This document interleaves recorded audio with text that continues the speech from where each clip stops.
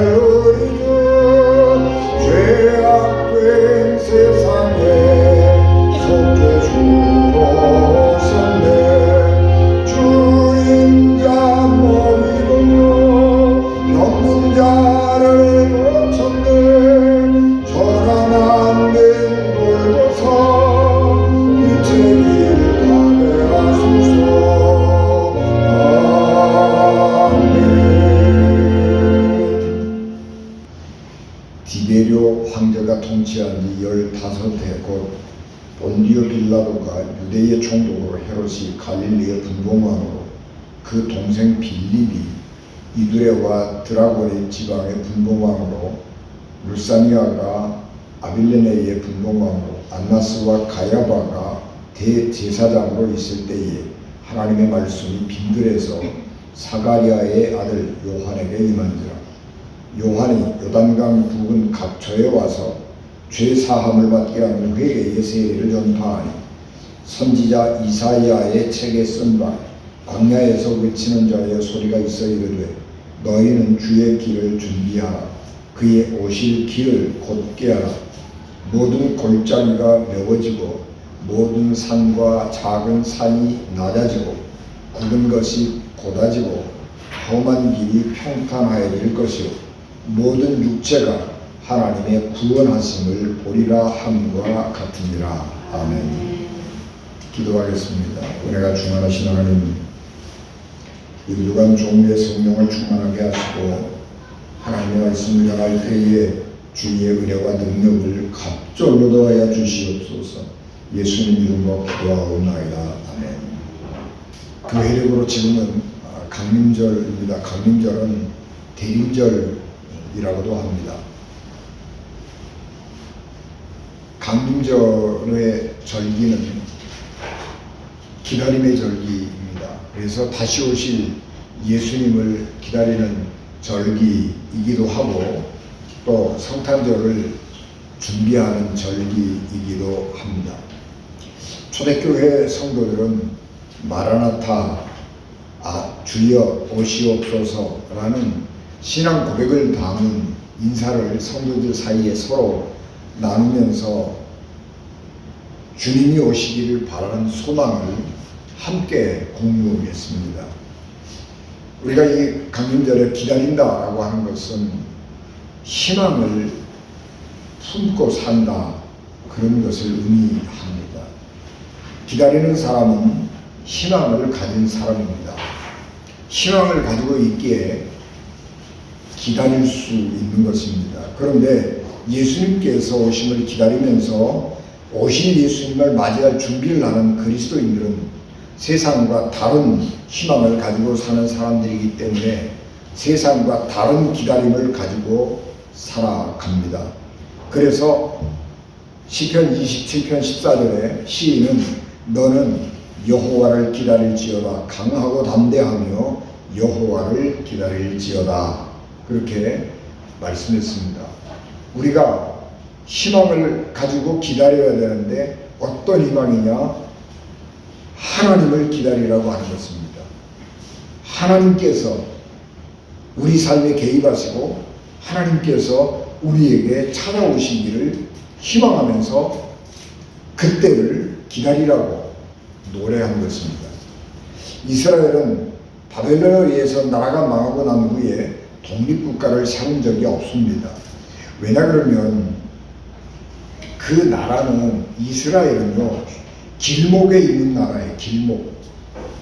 그래서 북쪽의 메소포타미아 문명과 남쪽의 이집트 문명 사이에 끼어있는 길목이거든요. 그래서 메소포타미아에서 강대국이 일어나면 이쪽 에집트 남쪽으로 내려가기 위해서 팔레스타인을 지나가야 하는 것이고 남쪽에서 에집트가 강대한 나라가 되면 북쪽으로 메소포타미아 지방을 가서 점령하고 차지해야 되기 때문에 그 팔레스타인 지방을 지나가게 되는 것입니다. 그렇기 때문에 이 교통의 요충지에 있는 이 지리적인 요소를 가지고 있는 나라들은 언제나 재난 재난이 끝이지 않는 거죠. 우리 한국은 단일민족이라고 그러잖아요. 지금이야 뭐 다문화 사회가 되고 말았습니다만 단일민족이라고 그러는데 왜 우리는 이 단일민족을 유지할 수 있느냐 그러면 끄트머리에 붙어 있어서 그래요. 지정학적으로 이 극동이라고 그러잖아요. 유럽 사람들이 볼 때는 극동이라고 그래요. 동쪽인데 아주 끝에 있는 동쪽. 끄트머리에 붙어 있거든요. 그러니까 강대국들이 일어나서 침략을 해와도요, 요 끝에 조그마한 나라에까지 와가지고 침략을 해봐야 별로 이익이 없어요. 그러니까 비교적 전쟁을 안 겪은 나라가 되는 것입니다. 그리고 민족적으로는 단일민족을 혈통을 유지할 수가 있는 거예요. 그런데 이스라엘 같은 그런 교통의 요충지에 있는 나라는 강대국들이 강해지면 이쪽으로 지나가고 저쪽으로 지나가고 그러면서 짓밟히게 되는 것이고 거기에서 민족의 순수성, 단일성 이런 거를 유지할 수가 없게 되는 거죠. 그래서 이스라엘은 유대인이냐 아니냐 하는 것을 그가 혈통을 가지고 따지는 것이 아니고 종교를 가지고 따져요. 유대교를 믿느냐? 그러면 유대인. 유대교를 안 믿느냐? 그러면 유대인 아닌 거예요. 그런 상황에 놓여 있게 되는 이 지정학적인 아주 불리한 요소를 가지고 있는 이스라엘은 바벨론에 의해서 나라가 망하고 난 후에 독립국가를 세운 적이 없습니다. 하나님께서 묘하게 다윗과 솔로몬 시대에 아주 번성한 독립국가를 만들 수 있었는데 그때는요 이상하게 이 메소포타미아 지방도 그렇고 이 이집트 지역도 그렇고요 강대국들이 없었어요. 그러니까 그 틈새에서 강대국을 이룰 수 있었는데 독립국가를 이룰 수 있었는데 나라가 바벨론에 의해서 멸망해버리고 난 후에는 계속해서 강대국들이 일어나면서 서로 통과를 해갔기 때문에 이스라엘은 독립국가를 유지한 적이 없는 것입니다. 그래서 이스라엘 민족들은 꿈에도 소원은 우리 자신의 힘으로 독립된 나라를 세우자라고 한 것이었습니다. 다윗 같은 왕이 나와서 나라를 세우고 하나님의 말씀으로 나라를 통치할 수 있기를 바랬고 그런 왕, 믿음도 좋고 지혜도 뛰어나고 군사력도 강력해서 이스라엘을 하나님의 독립된 나라로 만들 수 있는 왕이 와야 되는데 그 왕이 메시아다, 구원자다 라고 하면서 그런 왕을 기다리고 하나님께서 그런 왕을 보내주기를 기다리고 있었습니다. 그런데 왜냐하면 자기들의 힘으로는 도무지 생각해봐도 불가능한 거예요. 하나님께서 그런 사람을 보내주지 않으면 불가능한 것이고 하나님께서 이스라엘 역사에 개입해주지 않으면 불가능한 일이기 때문에 하나님 다윗 왕과 같은 믿음도 좋고 전쟁도 잘하고 또 지혜도 있는 그런 왕, 완벽한 왕을 우리에게 보내주십시오. 그리고 하나님 앞에 기도하기 시작한 것입니다. 그런데 시간이 오래 지나도 역사가 흘러도 그런 자기들의 기대가 이루어질 희망이 점점 사라지는 것입니다. 그래서 사람들이 현실과 타협하기 시작을 한 것입니다.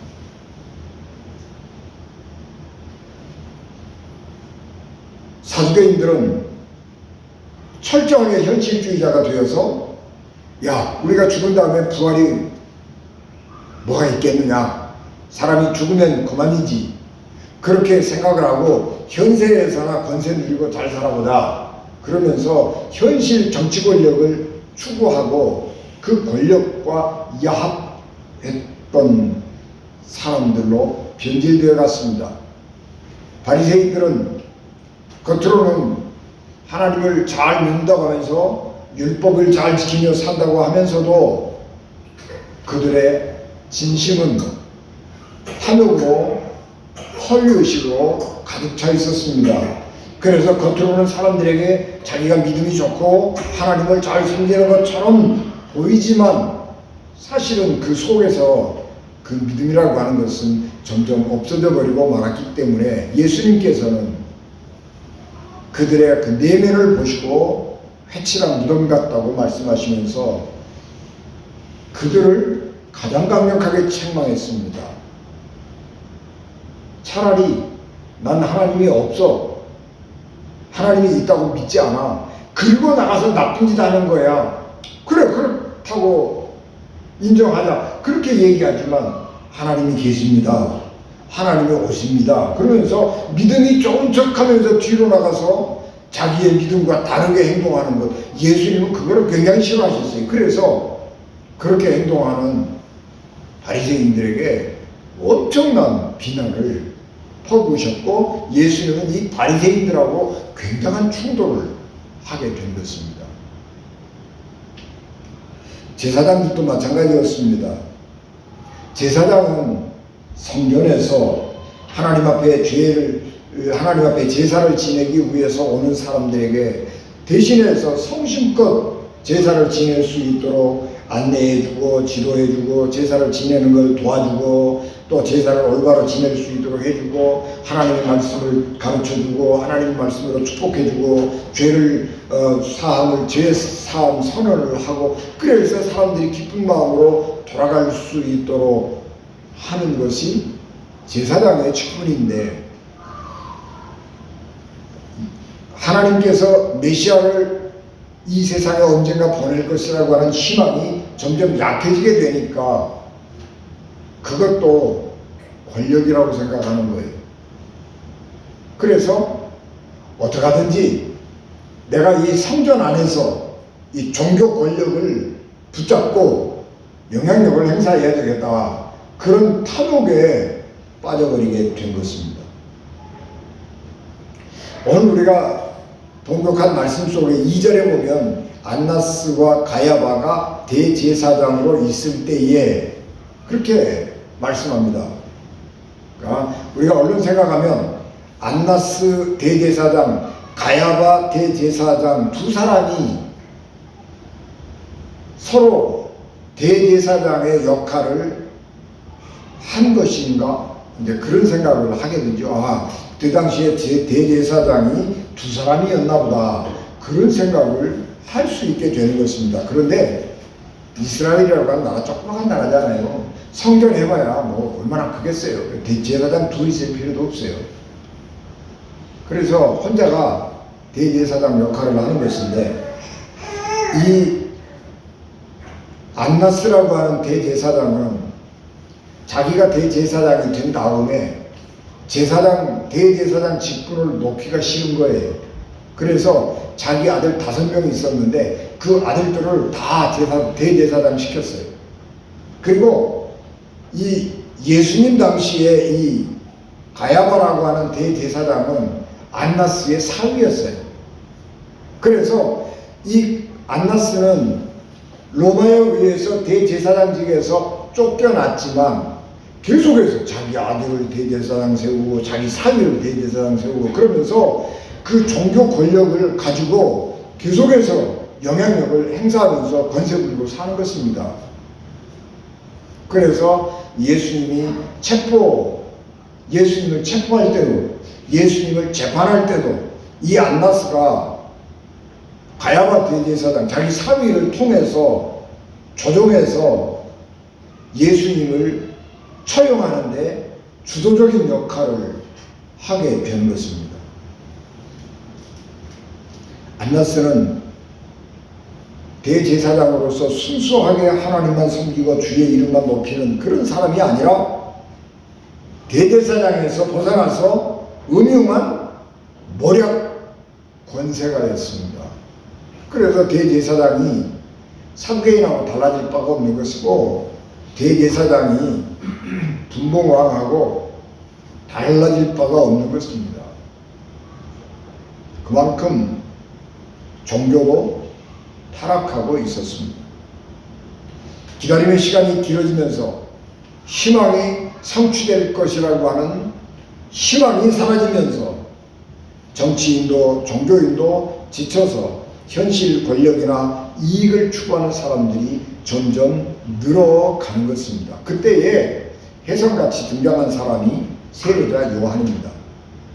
세례자 요한은 엘리야를 생각나게 하는 털옷을 입고 유목민들이 먹던 음식인 석청과 메뚜기를 먹으면서 청빈하게 광야에서 살면서 하나님의 말씀을 전했습니다.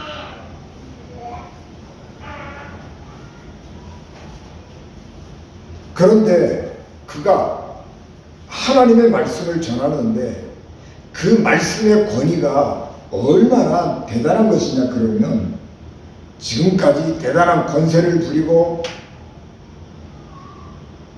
호요식하고 살아가던 대제사장들의 이 말씀과는 차원이 다른 거예요. 그래서 누가는 이 세례 요한을 소개하면서 그때의 로마의 황제는 디베리오였다. 티베리우스라고 그러지. 디베리오였다. 그때 당시에 유다의 총독은 본디오 빌라도였다. 그리고 헤롯은 갈릴리 지방을 통치하는 왕이었고, 그러면서 그때 당시에 권력자들을 쭉 나열을 하는 거예요. 이 권력자들을 나열하면서 그 틈에다가 세례 요한을 싹 끼워 넣는 거예요. 그게 무슨 얘기냐 그러면 세례 요한의 권위는 그런 사람들의 권위와 뒤떨어지지 않는다고 하는 거예요. 세례 요한의 말씀의 권위는 그 누구보다도 강력했습니다. 뿐만 아니라 세례 요한은 세계사적으로 유대교 종교사적으로 굉장한 시대적 전환을 가져온 사람입니다. 여러분, 이걸 통치자가 된다고 하는 것은 뭐냐 그러면 그가 세상을 바꿀 수 있는 힘을 가지고 있다고 하는 거죠. 통치자가 누가 되느냐에 따라서 세상은 변하는 것입니다. 통치자를 잘못 뽑으면 역사는 퇴행하는 것이고 서민들은 고생하는 것이고, 통치자를 잘 뽑으면 역사는 획기적으로 발전할 뿐만 아니라 백성들의 삶이 편안해지는 것입니다. 그래서 지도자를 잘 뽑아야 되는 것입니다. 세례 요한은 혜성같이 나타나서 그 권위로 얘기하면, 그리고 그가 한 역할, 그래서 세상을 변화시킨 것을 생각해 보면 어떤 왕들과 비교해도 뒤떨어지지 않는 그런 놀라운 업적을 남긴 사람입니다.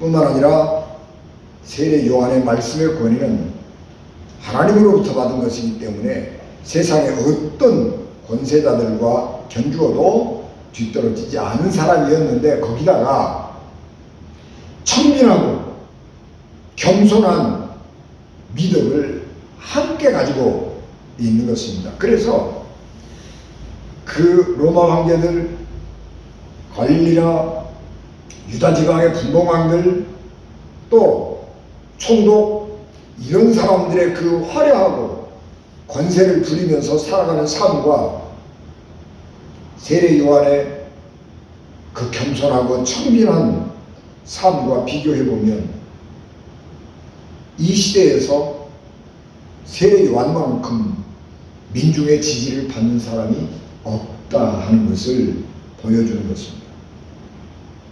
세례 요한은 시대의 희망이었습니다. 유대교에서 세례 요한은 종교 정신을 바꾼 사람인데, 그것은 죄를 용서받기 위해서 예루살렘 성전에 가서 짐승을 잡아서 제사를 드리지 않아도 된다고 하는 것을 최초로 가르친 사람인 것입니다. 유대인들은 제사를 지내기 위해서 성전에 갔습니다. 그리고 제사장의 지도를 받아서 제사를 지냈습니다. 그러니까 제사장이 없으면 제사 지내는 방법을 모르는 거예요. 또 제사장이 있어야 하나님의 말씀을 들을 수 있는 거예요. 그런데 세례 요한은 죄를 용서받기 위해서, 하나님을 섬기기 위해서, 제사 지내기 위해서 예루살렘 성전에 가지 않아도 된다. 하나님을 진짜로 잘 섬기는 사람은 회개하고 그리고 물로 세례를 받으면 된다. 그렇게 가르쳤습니다. 그래서 세례 요한의 영향을 따라서 유대교가 변하는 것입니다. 종교가 변하는 것입니다. 이제는 제사를 안 지내도 됩니다. 예루살렘에 꼭 가야 하나님을 만날 수 있는 것도 아닙니다. 어디서든지 예수님을 구주로 고백하고 물로 세례를 받으면 하나님은 죄를 용서해 주시는 것입니다. 세례자 요한은 예수님이 오실 길을 예비한 사람이라고 하는 단순한 말씀 속에는 이처럼 엄청난 유대교의 세계사적 전환이 있었습니다. 세례 요한이 단순하게 내 뒤에 어떤 위대한 분이 오신다 라고 예수님을 소개하는 역할에 불과하고, 그리고 하나님께서 보내신 메시아를 영접하기 위해서는 우리가 마음으로 회개하고 우리의 삶을 개선해야 된다, 그렇게 한 것만 가지고는 세례 요한을 올바로 평가하지 못하는 것입니다. 세례 요한은 이처럼 세계사적인 구원의 방법을 바꾸고 변화시킨 하나님의 엄청난 예언자였습니다. 그래서 세례 요한이 한번 이렇게 성전에 가지 않아도 회개하고 세례를 받으면 구원을 받습니다. 죄 용서함을 받습니다. 라고 말을 했는데, 예수님께서 오셔서 예수님이 하나님의 아들이심으로 조건이 하나 더 붙은 거예요. 그래서 예수님을 구주로 고백하고 물로 세례를 받으면 하나님께서 성령을 세례받는 사람에게 더해 주시는 것입니다. 그래서 세례 요한의 이름으로 세례를 받는 것은 물세례지만, 단순한 물세례에 불과한 것이지만, 예수 그리스도를 구주로 고백하고 세례를 받으면 그거는 성령 세례예요. 왜냐 그러면 거기에 성령께서 함께 임재하기 때문에 그래요. 예수 그리스도를 구주로 고백하고 예수님의 이름으로 세례를 받으면 하나님께서 성령을 보내주시는 거예요. 그래서 예수님의 이름으로 받는 세례, 그것은 성령 세례인 것입니다. 세례 요한의 말씀은 세 가지로 요약할 수 있는데, 첫째는 회개하라라고 하는 말씀이고, 두 번째는 사람은 어떻게 살아야 되는가 하는 것이고, 세 번째는 나는 메시아가 아니다, 내 뒤에 진짜 하나님의 보내신 사람이 있다, 그것을 증언하는 것입니다. 세 가지입니다. 회개하라, 세례 요한에 그렇게 말했는데, 세례 요한이 유대인들에게 촉구하는 것은 죄에서 빨리 떠나라고 하는 것입니다. 죄에서 떠나는데 그것이 회개인 것입니다. 회개 없이는 죄에서 떠나는 삶이 아니면 세례가 아무 소용이 없다고 경고합니다. 내가 민족적으로 하나님의 선민인 아브라함의 후손이라고 하는 것 때문에 당연히 하나님의 심판을 면하실 수 있다고 생각하면 안 된다 라고 하면서 회개하고 그리고 증표로 세례를 받으라고 하는 것입니다.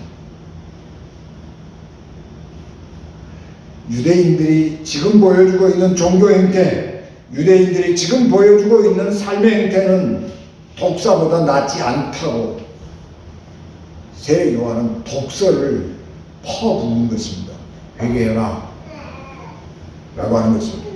두 번째는, 그러면 회개하고 난 사람은, 회개한 사람은 어떻게 살아야 하느냐 하는 것인데, 우리 보통 사람들은 다른 사람들과 더불어 살아가면서 관대하게 대해야 된다 라고 하는 것입니다. 사랑으로 서로를 대하고 살아야 된다라고 하는 것입니다. 그래서 옷 두 벌 입는 사람은 한 벌씩 서로 나눠가지고, 그래서 관대하게 나눠 가지면서 사랑으로 살아야 되는 것입니다. 법에 규정된 것을 지키는 것만으로는 부족합니다. 법과 의무를 넘어서서 자발적 사랑으로 실천을 할 수 있는 사람이 되어야 하는 것입니다. 세리는 와서, 그럼 우리는 어떡하지요? 그랬더니, 정해진 것만 받아라. 내 이익이 조금 없어도, 네가 이익을 덜 봐도 정해진 것만 받아라. 그 사람들이 네가 빼앗아가면 얼마나 힘들겠느냐. 군인들은 어떡할까요? 그러고 왔더니, 너 힘 가지고 있다고 힘 자랑하지 말아라. 그리고 일반 사람들처럼 섞여서 서로 사랑하면서 살아야 한다. 그렇게 가르친 것입니다. 그리고 아까 말씀드린 것처럼 세례 요한은 내가 메시아가 아니라고 하는 것이죠. 내 뒤에 하나님의 아들이 온다라고 하는 것입니다. 세례 요한이 왜 회개하라고 했느냐 그러면 하나님의 나라가 가까이에 있기 때문입니다. 회개라고 하는 것은 의지적 결단과 행동의 실천을 동반하는 전형적 인생의 방향 전환입니다. 세례 요한은 예수님이 오실 길을 예비하라고 외쳤는데, 예수님이 오실 길을 우리가 어떻게 예비하느냐 그러면 회개하는 것입니다. 실천이 동반된 회개를 통해서 사람은 자신의 마음과 인격과 신학을 깨끗하고 올곧게 만들어가야 합니다. 혹시 내 속에 추하고 더러운 골짜기가 있다면 사랑의 실천을 통해서 메워야 합니다. 자기에게 자만과 사치와 허영과 교만의 높은 산과 언덕이 있다면 겸손하고 청빈한 삶을 통해서 깎아내려야 합니다.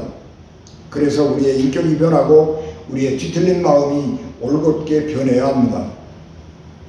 그래서 우리가 우리 속에 추하고 이기적이고 욕심투성이의 마음이 우리에게 있다면 사랑을 가지고 그걸 메꿔야 되는 것입니다. 옷 두 벌 가진 사람은 세 벌 쌓아놓기를 바라고, 세 벌 쌓아놓은 다음에는 우리 자녀들 옷까지 쌓아두려고 욕심부리고 탐욕을 부리는 것이 아니고, 두 벌이 있으면 그 한 벌을 가지고 서로 나눠주고 살리는 거예요. 그게 회개하는 마음이에요. 탐욕을 버리는 거예요. 이기심을 버리는 거예요. 자기중심의 삶을 버리라는 거예요. 내가 잘났다고, 내가 너보다 훨씬 낫다고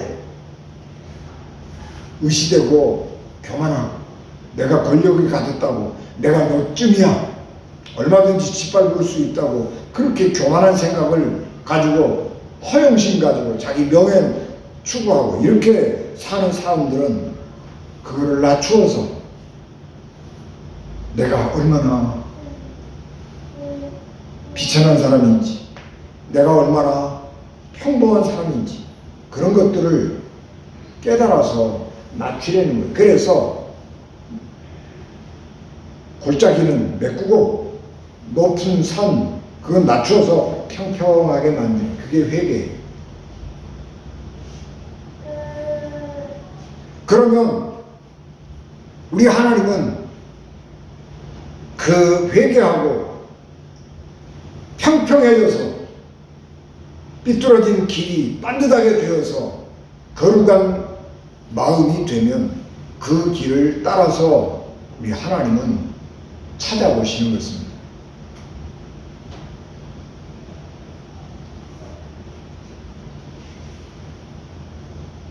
그리고 하나님은 그 거룩한 하나님의 사람들을 통해서 하나님의 일을 하시는 것입니다. 하나님은 항상 의롭고 거룩한 사람을 사용하셔서 하나님의 뜻을 이루셨습니다. 하나님은 거룩한 분이기 때문에 거룩하지 못한 사람들과 함께 하시지 않기 때문입니다. 그러므로 예수님이 다시 오시기를 기다리는 사람들은 마음을 평탄하게 하고 마음을 평안하게 하고 인격을 신앙으로 올곧게 다듬어 가야 합니다. 그리스도인들은 이 세상에 보내신 하나님의 사람들입니다. 그리스도인의 정체성, 그리스도인의 아이덴티티는 하나님이 나를 하나님의 사람으로 세상에 보내신 자라고 하는 자의식입니다. 하나님이 어떻게 하나님의 사람들을 통해서 하나님의 나라를 확장해 가시느냐 그러면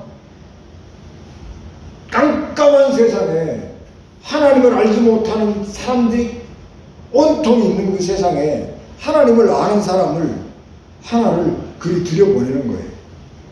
그래서 거기에서 하나님의 빛을 비추는 거예요. 그러면서 그 빛이 점점 확장되어 가는 것이고, 그러면서 거기에 하나님의 나라가 건설되는 것입니다. 그래서 하나님은 이 혼탁한 세상에 하나님의 사람들을 보내는 거예요. 예수님께서 제자들을 보내면서 내가 너희를 세상에 보내는 것은 양을 이리 가운데 보내는 것 같다, 그렇게 말씀하시면서 보냈습니다. 양을 이리 가운데 보내면 어떻게 하겠어요? 잡혀먹지요, 죽지요. 그런데 하나님의 사람들은 세상에 나가서 악한 사람들에게 잡혀먹더라도 다른 사람들하고는 다르게 잡혀먹는 거예요. 스데반이 사람들에게 돌멩이를 맞아 죽어갈 때에 다른 사람들처럼 원망하고 저주하고 그렇게 죽어가는 것이 아니고 천사처럼 얼굴을 가고 죽어갔어요.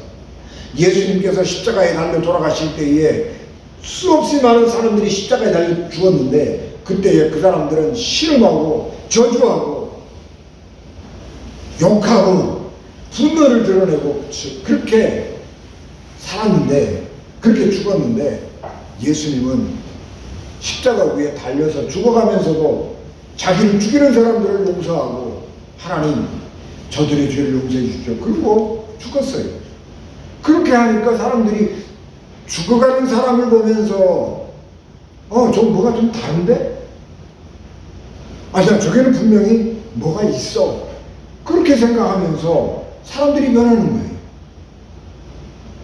우리 그리스도인들은 회개한 사람들인데, 그래서 인간의 탐욕, 이기심 그런 것들을 사랑으로 메꾸고, 허영심, 교만심 이런 것들은 겸손함으로, 하나님의 겸손함으로 낮추어서 평탄한 사람, 그래서 거룩한 사람, 온전한 사람이 되었는데, 그것은 세상 사람들하고는 전혀 다른 삶을 사는 것입니다.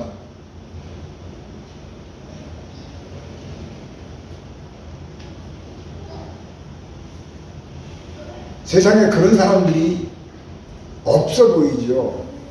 유명하다는 사람들 들여다보니까 속이 너무 더러운 거예요.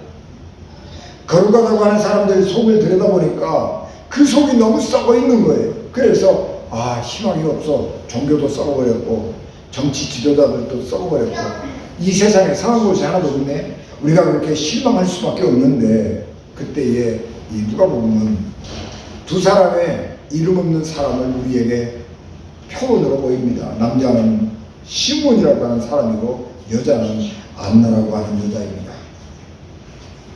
시몬이라고 하는 사람은 족보 얘기를 안 해요. 그 얘기는 무슨 얘기냐 그러면 별로 내세울 게 없는 사람이라는 말이에요. 나이도 없어요. 그런데 예루살렘에 시몬이라는 사람이 있으니 이 사람은 의롭고 경건하여 이스라엘의 위로를 기다리는 자라. 성령이 그 위에 계시더라. 그렇게 말씀합니다. 시몬이라고 하는 사람은 의롭고 경건한 사람이에요. 여러분, 경건하고 의로운 거하고는 다른 거예요.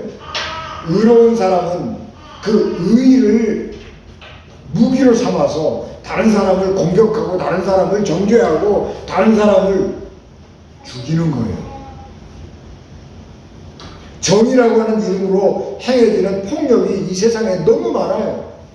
그래서 의로운 것만 가지고는 안 돼요. 시므온은 의로울 뿐만 아니라 경건한 사람이었어요.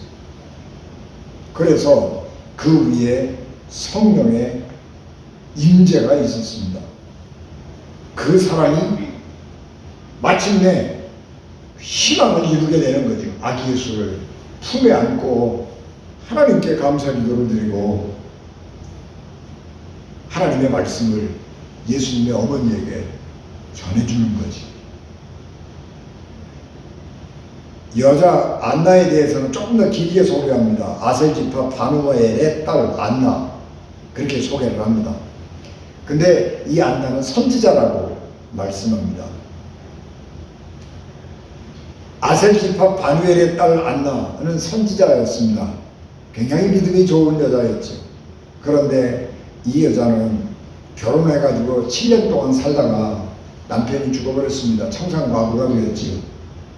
그리고 84세가 됐는데 그때까지 청산과부로 이렇게 혼자 살면서 성전을 떠나지 아니하고 주야로 금식하며 기도함으로 하나님을 섬겼다, 그렇게 말씀합니다. 여러분, 과부 그러면 성경에 고아와 과부 그러면 가장 힘없고 가련한 사람이잖아요. 그 과부는 도와줘야 될 첫 번째 우선순위에 올라와 있는 사람이잖아요. 그만큼 안나는 어렵고 힘겨운 그런 삶의 환경 가운데 있었지만은 환경 때문에 믿음이 약하지 아니하고 자기의 힘겨운 삶 때문에 하나님의 소망을 잃어버리지 아니하고 성전을 떠나지 아니하고 주야로 금식하며 기도함으로 섬겼습니다. 아니, 열심히 나가서 돈을 벌어야 먹고 살 거 아니겠어요, 과부가? 그런데 그것보다는 돈을 벌어서 내가 어떻게 경제적으로 윤택할까 하는 것보다는 성전을 떠나지 아니하고 주야로 금식하며 기도함으로 하나님을 섬기는 삶을 살았습니다.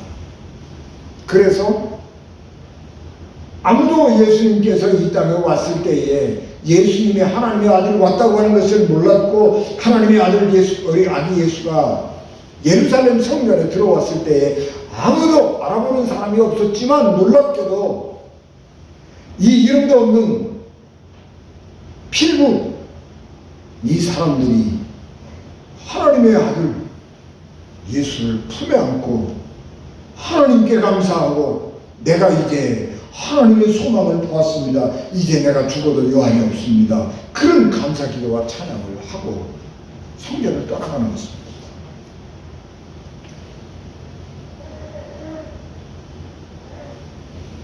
인간의 삶은 본질적으로 기다림입니다. 시편 130편 6절에 시인은 파수꾼이 아침을 기다림보다 내 영혼이 주를 더 기다리나니 참으로 파수꾼이 아침을 기다림보다 더하도다, 그렇게 노래했습니다. 인간의 삶이라고 하는 것은 인간 존재는 근본적으로 기다림의 존재, 하나님이 우리 삶 속에 들어오셔서 역사하시기를 기다리는 존재입니다.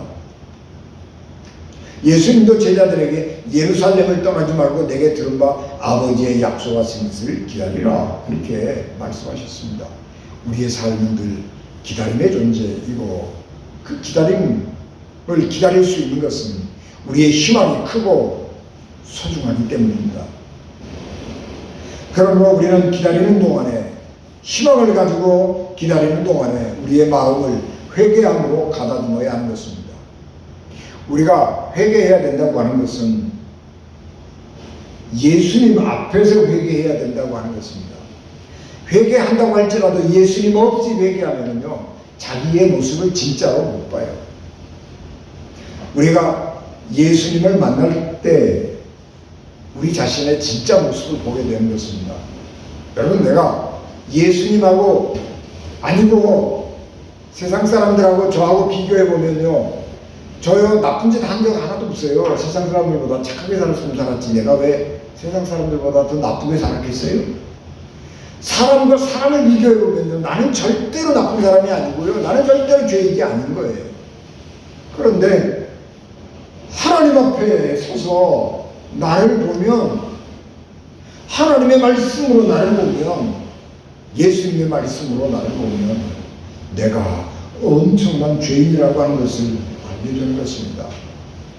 예수님을 만나기 전에는 내가 얼마나 흉악한 죄인인가 하는 것을 모르는 거예요. 왜냐하면 내 속에 있는 허영심, 교만, 내 속에 있는 탐욕, 이런 것들은요 모르는 거예요. 당연히 그렇게 사는 줄 아는 것이죠. 그러나 예수님을 만나면 그런 것들이 얼마나 쓸데없는 것인지, 그런 것들이 얼마나 무익한 것인지, 그런 것들을 알게 되는 것입니다. 그것이 우리의 생명을 더 풍성하게 하거나 우리의 삶을 더 윤택하게 하는 것이 아니라고 하는 거예요.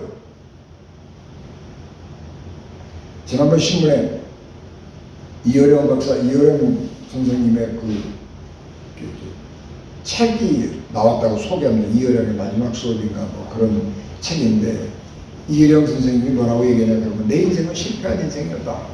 왜냐 그러면 나와 평생에 동행해주는 동반자가 하나도 없었다. 그렇게 얘기합니다. 나를 존경하는 사람도 있고 나를 따르는 사람도 있었지만 내 인생에 동반자가 없었다. 내 인생에 동행해주는 사람이 없었다는 거예요. 그래서 내 인생을 실패했다고 고백합니다. 물론 겸손한 고백인 줄 압니다. 그러나 예수님을 만나면 그런 나의 진정한 고백을 알 수 있고, 나를 알 수 있고, 진정한 그런 고백을 할 수 있게 되는 것입니다. 회개한 사람이 사는 법은 세상 사람들의 삶과 다른 것입니다. 엄청나게 큰 일을 행하는 것이 믿음이 아니고, 믿음 좋은 게 아니고, 우리가 이 세상에서 엄청난 무슨 업적을 많이 남긴 사람이라고 그래서 그 사람이 하나님 앞에 더 큰 은혜와 축복을 받는 사람이 아니고, 우리가 조금 변화되어서 우리의 마음이 허영심이 조금 없어지고 탐욕이 조금 없어지고 이기심이 조금 없어져서 우리의 마음이 평화롭고 우리의 마음에 하나님을 향한 감사로 가득 찰 때, 그때에 예수님은 그 마음에 임하셔서 하나님의 영광을 드러내는 것입니다. 하나님의 약속을 믿고 무력한 시간을 견디는 믿음은 바로 이런 삶을 살게 하는 것입니다. 그래서 우리는 불안에서 벗어날 수 있습니다. 우리의 미래가 늘 불안하잖아요. 우리의 미래가 늘 불안해. 그래서 사람들이 나이 먹으면 이런 얘기 하잖아요. 너는 노후 준비 다 했냐?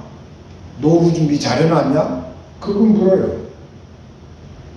우리 목사님들 중에서도 그런 불안을 가진 목사님들이 많아요. 왜냐하면 작은 교회에서 평생 목회하시는 목사님들은요,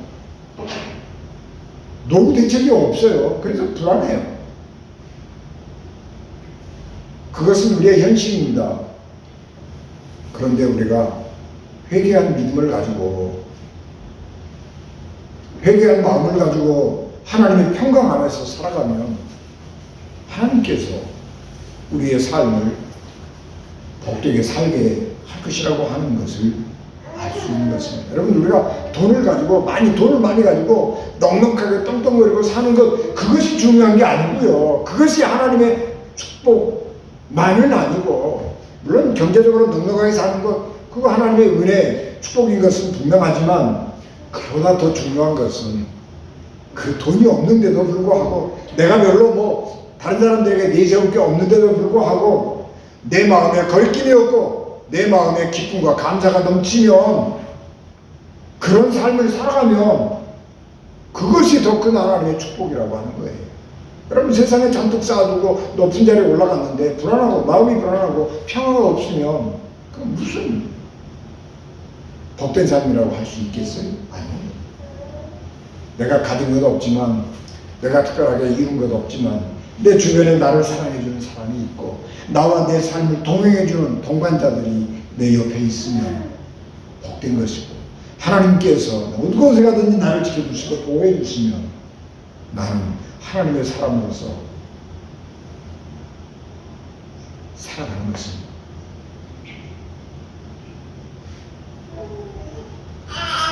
그래서 에레미야가 3장 25절 26절 말씀에서 기다리는 자들에게나 구하는 영혼들의 여호와는 선하시도다.